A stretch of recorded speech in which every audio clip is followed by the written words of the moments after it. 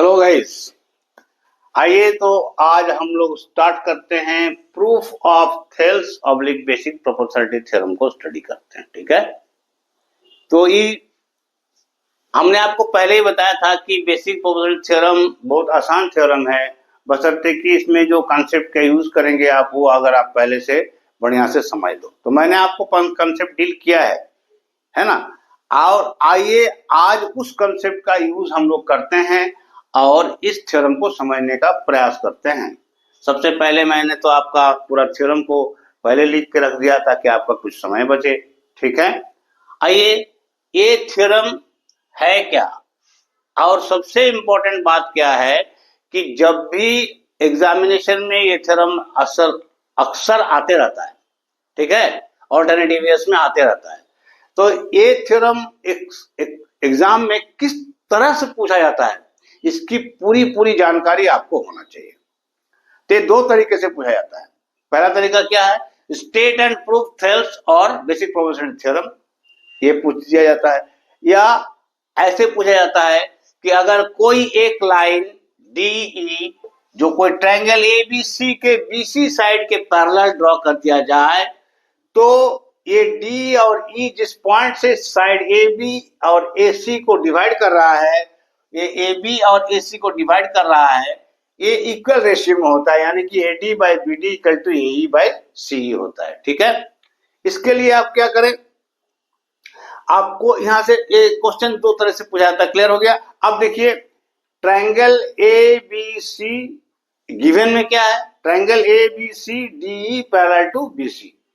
Construction में हमने क्या लिया है, triangle perpendicular DF and EG, DF और EG दो परपेंडिकुलर मैंने ड्रॉ किया है, साथ में आप BE और CD को भी ज्वाइन कर दिया है। ठीक है, also BE and CD are join. तो इस दो बात के सहारे हमें प्रूफ करना है AD by BD equal to AE by CE। ठीक है, अब आइए प्रूफ को समझने का हम लोग प्रयास करते हैं। ठीक है ना। तो पहले मैंने ADE ट्रायंगल का निकाला है एरिया। ठीक है, और इसके लिए मैंने बेस यूज किया है GE। तो एरिया कैसे निकलेगा, ADE ट्रायंगल का एरिया अगर हम GE बेस को लेके चलें तो ऑल्टीट्यूड को लेके चलें तो बेस हो जाएगा क्या, AD। तो AD into GE into half, half AD into GE, इसका एरिया निकल गया। ठीक है, अब इसी ऑल्टीट्यूड को यूज करते हैं। दूसरा ट्रायंगल क्या है आपके पास, आपके पास है BDE। देखिए दूसरा ट्रायंगल। ठीक है, इस ट्रायंगल का जो ये एंगल है ये ऑब्ट्यूज एंगल है, यानी कि ये 90 डिग्री से ज्यादा है और 180 डिग्री से कम है। इसीलिए ऐसा ट्रायंगल का ऑल्टीट्यूड जो है ये बाहर होता है ट्रायंगल का, और ट्रायंगल के साइड के एक्सटेंडेड बेस पर होता है। ठीक है ना, ये बात मैंने आपको कंसेप्ट में बताया है कि ऑब्ट्यूज एंगल ट्रायंगल का ऑल्टीट्यूड आउटसाइड द ट्रायंगल लाई करता है और एक्सटेंडेड बेस ऑफ ट्रायंगल पर लाई करता है। ठीक है, इसीलिए इस ट्रायंगल BDE का एरिया अगर हम निकालेंगे तो उसका बेस हो जाएगा BD। ठीक है, और ऑल्टीट्यूड हो जाएगा GE या EG, जो कह ले आप। तो यही हमने इसका एरिया निकाला है BDE का, BD into EG into half, BD into EG into half. Clear. अब इन दोनों इक्वेशन को मैंने डिवाइड कर दिया है ना। डिवाइड करने से मैंने क्या देखा कि ए हाफ और हाफ सेम है, AD BD तो अलग है, लेकिन EG भी सेम है। तो अगर ये सेम है तो ये कट सकता है ना, इसके साथ ये, इसके साथ ये। तो फाइनली क्या हो गया, area ADE by BDE equal to AD by BD। ये हमको फाइनल इक्वेशन मिला नंबर 1। ठीक, अब इसके बाद मैंने सिमिलरली शब्द का प्रयोग कर दिया। आप भी एग्जामिनेशन में सिमिलरली शब्द का प्रयोग ज्योमेट्री में बेधड़क कर सकते हैं, लेकिन ध्यान रखें सिमिलरिटी शब्द का प्रयोग किस वक्त किया जाता है, अगर सेम स्टेप को, सेम कंसेप्ट को, आइडेंटिकल स्टेप को फिर से आपको यूज करना है तो आप सिमिलरली लिख के वो स्टेप को डायरेक्ट लिख सकते हैं। इसमें कोई मार्क्स डिडक्शन होने की चांसेस नहीं है, नहीं होगा, ये मैं आपको कॉन्फिडेंस दे रहा हूं। ठीक है, मैं एक बोर्ड एग्जामिनर ऑफ CBSE भी हूं, हेड एग्जामिनर का भी मैं पोस्ट में काम किया है। तो मैं जो आपको कंसेप्ट दे रहा हूं वो आप ब्लाइंडली उस पर फेस रख सकते हैं, आपको कोई प्रॉब्लम नहीं होगी, ठीक है।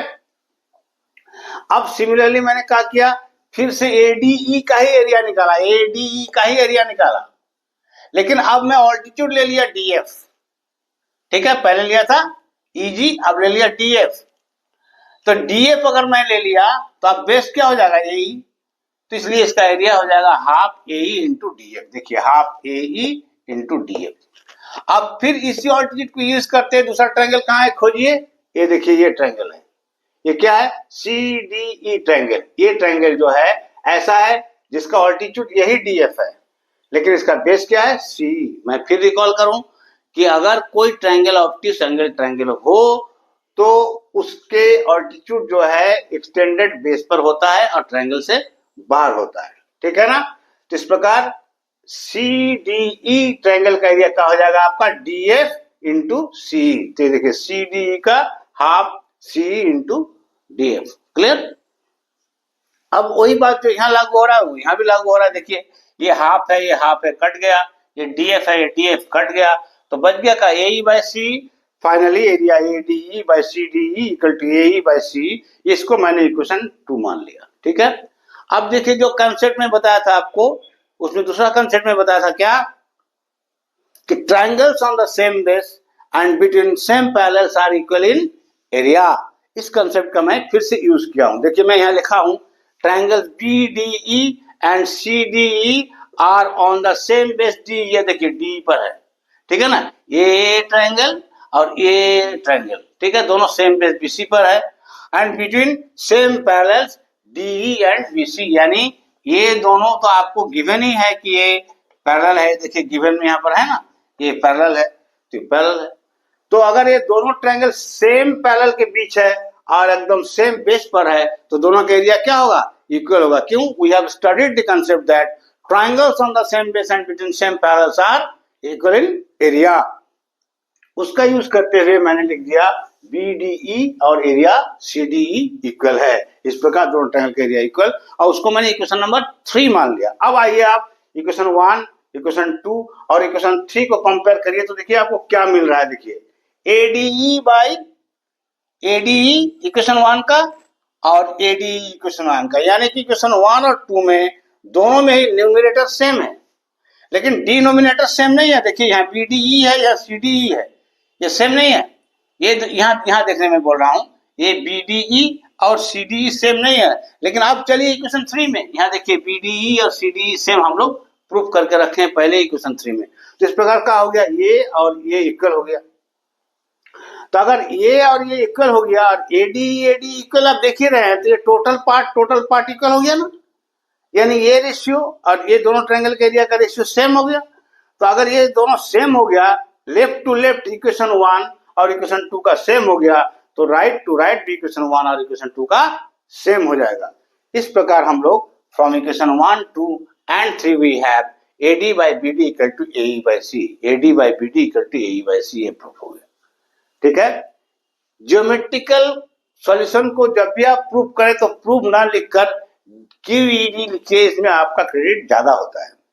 काहे, ये ज्योमेट्रिकल फील्ड में QED शब्द का प्रयोग करना, यानी कि आपने जो प्रूफ किया है, आपको जो प्रूफ करना था सो आपने प्रूफ कर लिया। QED का मतलब होता है, पूरा मान्य होता है, जो आपने प्रूफ करने के लिए चला, यानी क्या प्रूफ करने के लिए चला, AD by BD equal to AE by C, so वो आपने प्रूफ कर दिया।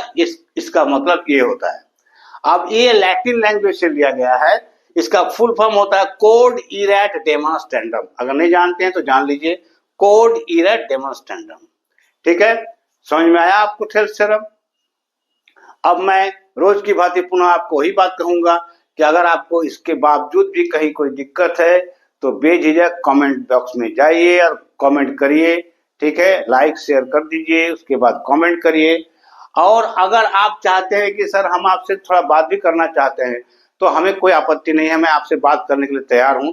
इसके लिए आप कमेंट बॉक्स में जाके अपना नाम, अपना लोकेशन और अपना मोबाइल नंबर हमको दे दीजिएगा मैसेज में, तो मैं जब भी समय मिलेगा कॉल करके आपसे अवश्य बात करूंगा। ये मैं आपसे वादा कर रहा हूँ, ठीक है। Thank you, and this much all in this session today. Thank you very much.